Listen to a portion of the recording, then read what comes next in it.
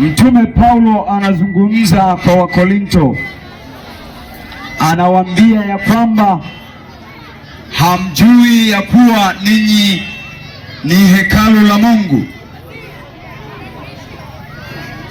Paulo anasema, anawaambia hamjui ya kuwa ninyi ni hekalu la Mungu na ya kuwa Roho wa Mungu anaishi ndani yenu. Paulo anawauliza. Ni neno la kupendeza sana. Basi kabla hatujaenda kwenye ufafanuzi wa neno, watu wote naomba tufike mbele za Mungu. Ninakushukuru Mungu wangu na Bwana wangu kwa kuwa umependa wakati huu tusogee kwako. Naomba utuvute kwako, utupe masikio ya kusikia na ufahamu wa kuelewa, nasi tukalisikia neno lako na kulishika. Asante Bwana wa majeshi, ninaomba na kushukuru ni katika Kristo aliye mkombozi wa maisha yetu. Amina. Ndugu zangu, mimi leo niko mahali hapa tangu jana na leo na kesho kutwa. Yote ni kwa mpango wa Mungu. Yote ni kwa sababu ya kulihubiri neno la Mungu na injili ya Mungu, ili mimi na wewe tupate kupona. Bwana Yesu asifiwe. Amina. Ndugu zangu, leo nimesimama hapa kwa sababu nataka wewe naye upone kama nilivyopona mimi. Nataka uwe na nguvu ya kunena neno kama ninavyonena mimi. Nataka uwe na nguvu ya kucheza kwa Mungu kama walivyocheza wanakwaya. Amina. Punga makofi, piga makofi na vigelegele. Ndugu zangu, habari hii ya neno la Paulo alisema kwa sababu watu wa Korinto huko ilifikia hatua wakagawanyika makundi, makanisa ya hapa na pale na ubaguzi, lakini hata kwa jamii nzima kwa ujumla. Alilinena kwa watu wote. Yeye alisema ya kwamba hamjui ninyi ya kuwa mmekuwa hekalu la Mungu na ya kwamba Roho wa Mungu yumo ndani yenu. Alikuwa na maana kubwa sana.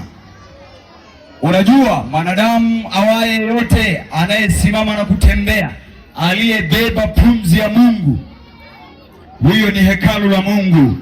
Mwambie jirani yako, wewe ni hekalu la Mungu. Wewe ni hekalu la Mungu. Mwambie jirani yako, wewe ni hekalu la Mungu. Wewe ni hekalu la Mungu. Ndugu zangu,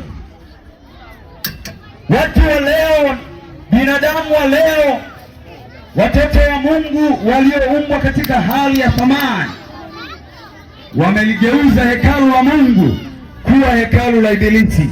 Nasema hivyo kwa sababu gani? Nisikilize makutano, nisikilize wewe uliyekaa hapa, nisikilize wewe uliyekaa kule, nisikilize wewe uliyekaa hapo. Wanadamu tumeligeuza hekalu la Mungu kuwa hekalu la Ibilisi. Wakati Mungu anamtengeneza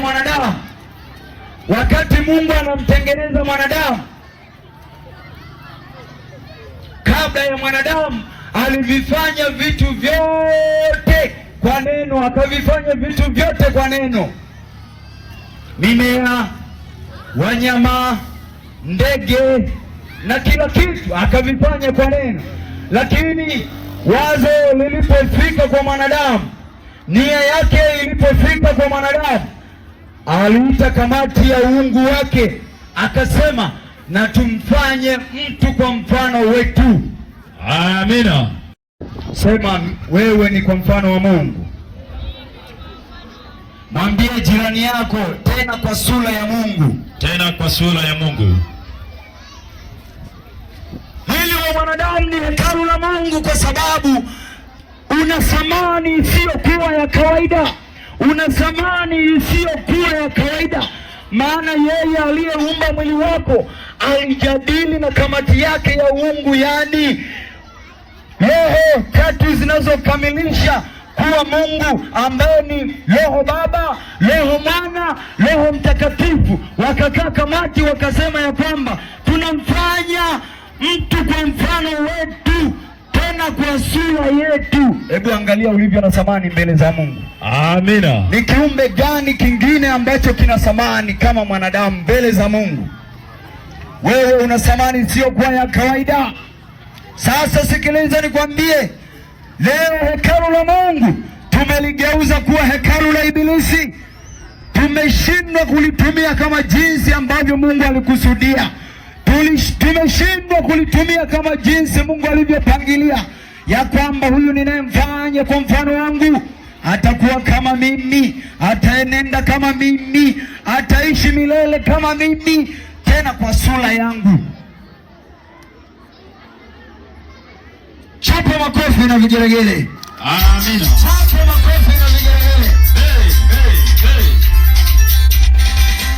Unajua, hata mimi hapa niliposimama, inawezekana nilikuwa mtukutu kama wewe. Mimi hapa niliyesimama, inawezekana nilikuwa mjuaji kama wewe. Mimi hapa niliposimama, inawezekana nilikuwa mbishi kama wewe. Amina. Mimi hapa niliyesimama, kunihamisha kwenye pointi ilikuwa haiwezekani, mpaka ujipange. Lakini leo nimo ndani ya Bwana tena.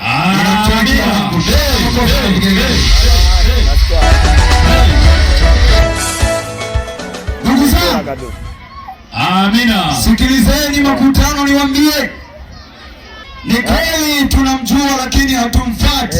Tumekengeuka, tumetoka kwenye mfumo wa katiba yake, lakini yeye anaamini ya kwamba mwanadamu niliyemuumba mimi ndiye hekalu takatifu na ndiyo kituo changu. Nitakapotembea duniani huko, nitaenda kufanya kituo changu ndani ya moyo wa mwanadamu, maana huyo ndiyo hekalu langu. Amina. Sikiliza, vijana wa leo wamekuwa ni vijana kweli kweli, wameshindwa kumtumikia Mungu katika roho na kweli. Watu wote tusimame. Tusimame, tusimame.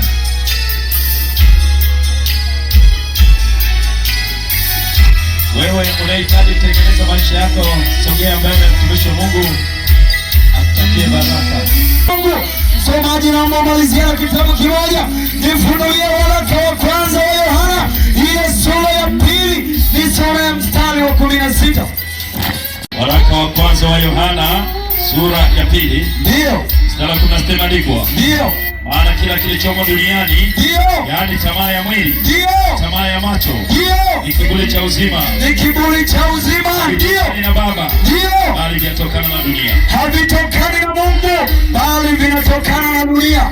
Unavyovihangaikia rafiki yangu, unavyovihangaikia mzee wangu, hayo yote ni bure.